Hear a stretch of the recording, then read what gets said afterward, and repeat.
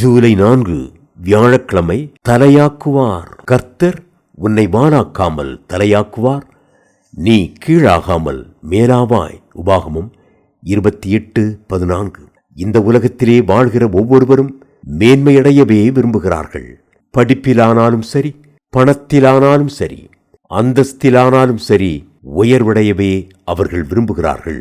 தாழ்வடைய மனிதனுடைய இருதயம் ஒருபோதும் சம்மதிப்பதில்லை. கர்த்தர் உன்னை வாராக்காமல் தலையாக்குவேன் என்று சொல்கிறார். தலை என்று இதில் குறிப்பிட்டிருப்பதின் அர்த்தம் என்ன? பறவையானாலும் சரி, மிருகமானாலும் சரி, அதற்கு தலைதான் பிரதானமான உறுப்பு. 6 அடி உயரமுள்ள மனுஷனுக்கு தலையில்தான் கண், மூக்கு, செவி, வாய் ஆகிய அனைத்தும் இருக்கின்றன. ஆனால் இவை ஒன்றும் வாலில் இருக்கவில்லை. தலையில்தான் ஆயிரமான கணினிக்கு சமமான மூளை இயங்குகிறது. எல்லாவற்றிலும் தலைதான் முன்னால் செல்கிறது, வால் பின் தொடர்கிறது. ஒரு அலுவலகத்தை எடுத்துக் கொள்ளுங்கள். அங்கு தலையைப் போல இருக்கிற உயர்ந்த அதிகாரி ஒருவர் இருப்பார். அவர் தம்முடைய அறிவு திறமையினால் திட்டங்களை தீட்டுவார். அலுவலகத்தின் கீழ் நிலையில் உள்ளவர்கள் தீட்டப்பட்ட திட்டங்களை நிறைவேற்ற செயல்படுவார்கள். அந்த திட்டங்களுக்கு இன்னும் கீழ் மட்டத்தில் உள்ளவர்கள் தங்கள் சரீர உழைப்பை கொடுப்பார்கள்.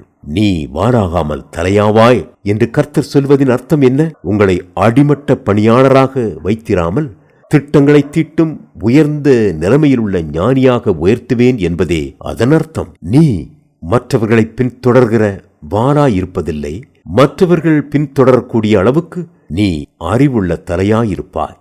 பார்வோனுக்கு பயந்து எகிப்தை விட்டு ஓடிய மோசேயை கர்த்தர் வாராக்கவில்லை, முழு இஸ்ரவேலரை வழிநடத்தி செல்கிற பெரிய தலையாக்கினார். அதற்கான அபிஷேகத்தை கொடுத்தார், அதற்கான சத்துவத்தையும் வல்லமையையும் கொடுத்தார். அதுபோலவே தானியேலுடைய வாழ்க்கையையும் வாசித்து பாருங்கள்.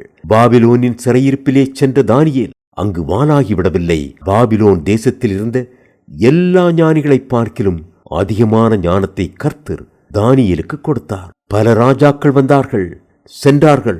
ஆனால் தானியேலுடைய தலையோ உயர்த்தப்பட்டிருந்தது. தாவீதினுடைய வாழ்க்கையை வாசித்து பாருங்கள்.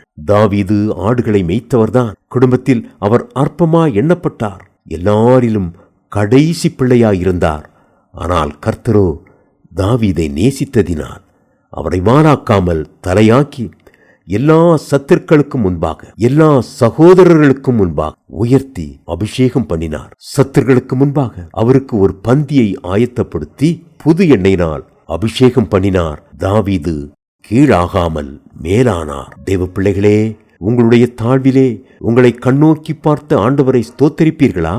அவரே சகல ஆசீர்வாதங்களுக்கும் ஊற்றுக்காரனரும் உங்களுக்கு ஒத்தாசை செய்யும் பர்வதமுமாயிருக்கிறார்.